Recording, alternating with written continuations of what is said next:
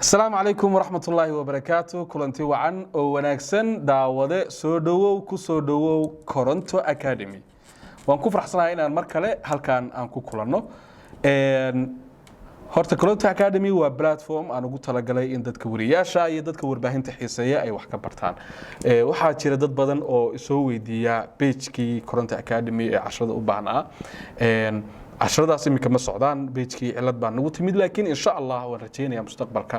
in ay noo sii socoto. maanta waxaan ka hadli doonaa la macaamil wariyaasha iyo dadka ay ka waramaan.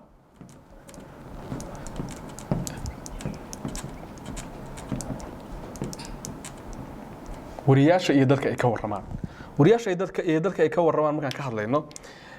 waxaan ula jeednaa waxa weeyaan ama dad xil haya ama dad shacaba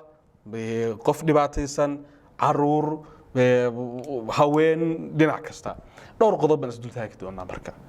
dadka lala macaamilo waxa kamid ah dadka xilalka haya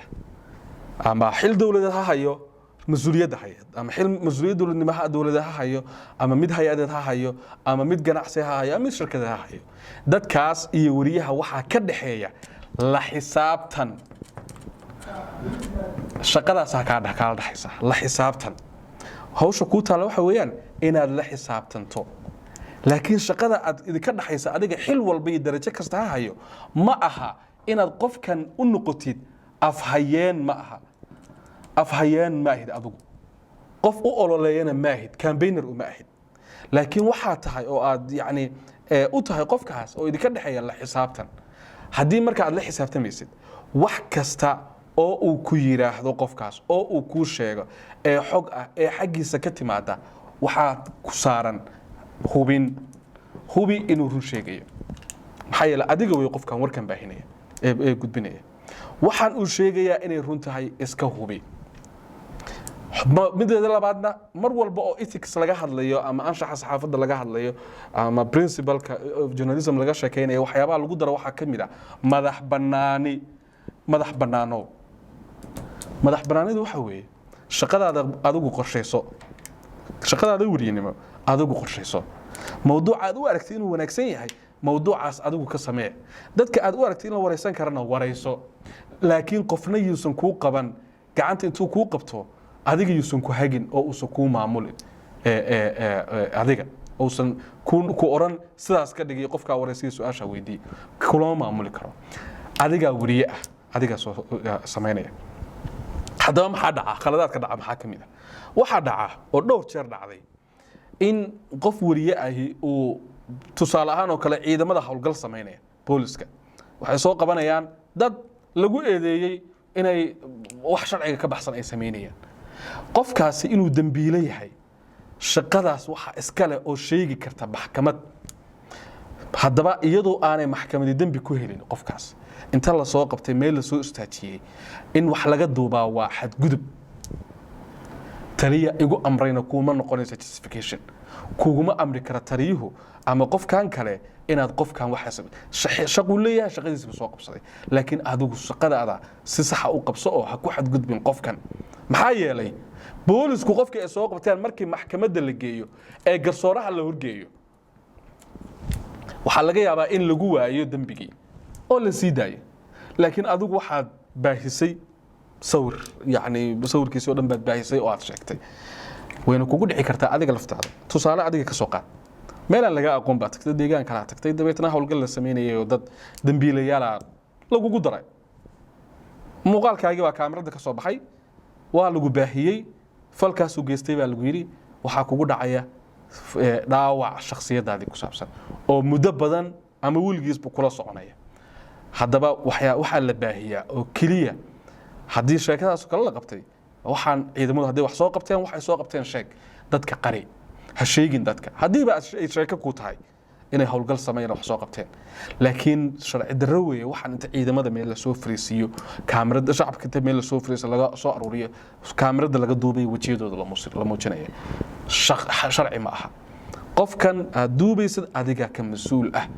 adigu noqo qofkii yani hubi qofkan inuu aadan ku xadgudbin waxa ugu weyn ee laga cararayana waxa weeyaan in la sameeyo adul إن يعني قفك وريها وظلم سمايو مالنا وما أقولا وخلط ظلم يقولوا وحقاد قدران أو خطر حسمين مركز ظلمي حسمين وقفها كواحد قد بين لابو لما عامل كدتك وحا كلو إيضا قيب كا تسال أهان waxaad booqatay iskuul arday ay ka qalin jabinayso oo kale caruur ah iskuulada hoose dhexe ama keejiyada oo kale maamulka iskuulka weydii ku dhe ardaydan in la duubo ogolaanshiyo ma laga haystaa waalidkood caruur yar wax barasho loo dirsaday in sawir laga qaado oo la baahiyo iyadana sharci ma aha ogow waxaas dhan lagu leeyahay dadkan iyaga sheekada male shaqadana male ee adiga iskale xadgudub ha sameyn haduubin oo muuqaal ha ka duubin qof dhaawac ha waraysan xitaa hadii lagu amro qof maxbuusa qof aan xor ahayn waraysi ha ka qaadin oo ha waraysan laguguma amri karo cid kuma diri karto iska diid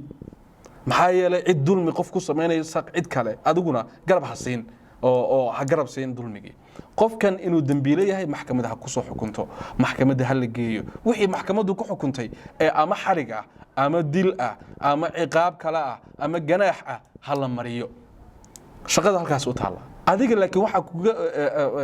ku yaala waxa weeyaan inaad cidna ku xadgudbin oo aad sameyn hadii tusaale ahaan oo kale marka la soo qabto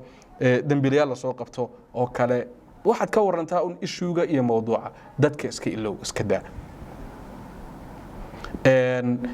sida tusaale kale qodob kale aan tusaale u soo qaadana waxa lagu yeeray wasaaradda waxay qabatay shir wasaaradda haweenka ama dhalinyarada ama qoyska whatever magac loo yaqaano shir bay qabatay waxa la yiri gabdhaha halkan jooga waa gabdhaha aan u qareemayno oo ah gabdhihii la kufsaday labadii bilood u dambeysay ha ka qaadin sawir haddii iyagu xadgudbayaan oo ay khaldameen adigu ha la khaldamin iyaga u sheeg xadgudub way sidaan dheh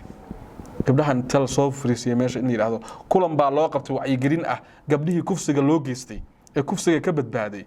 in la yiraahdo waa khalad iyo sharci darro ha sameyn waxaan ku soo ururinayaa ku soo gabagabeynaya dadka yani sheekadaada ku jira xil walbo ay hayaan sheekadaada kama aha maamulayaal kama aha iyagu ma maamulaan waxa ay sheekada maamula waa adiga intaasaan ku gabagabeynayaa waad ku mahadsantahay daawashadaada tan iyo kulan dambe iyo cashar kale oo xiga sidaas iyo nabadgelyo